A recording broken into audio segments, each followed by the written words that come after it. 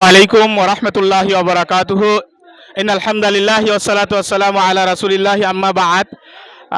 সম্মানিত এসো মদিনা ইসলাম শিখি মিডিয়ার দিনী ভাই ও বোনেরা, যেই মিডিয়াটি পরিচালনা করছেন শায়েখ রফিক বিন লোকমান মাদানী হাফিজাহুল্লাহ। আলহামদুলিল্লাহ, আমরা আজকে আসছি বাংলাদেশের ফেনীতে, ফেনী জেলায় পরশুরাম উপজেলায়। আলহামদুলিল্লাহ, আপনারা দেখতে পাচ্ছেন আমরা তান বিতরণ করছি।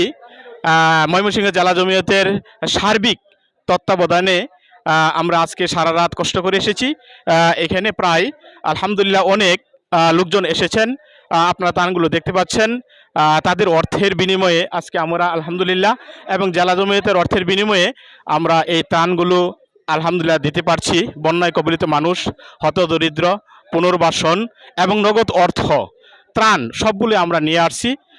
তো সেই বিনিময়ে আলহামদুলিল্লাহ তারা বিভিন্নভাবে আমাদেরকে এইভাবে সহায়তা করে থাকেন, এবং আমাদের শায়েখ রফিক বিন লোকমান মাদানী তিনি সার্বিকভাবে পরিচালনা করে থাকেন এই এসো মদিনার ইসলাম শিখি মিডিয়ার দিনী ভাই ও বোনদের মাধ্যমে।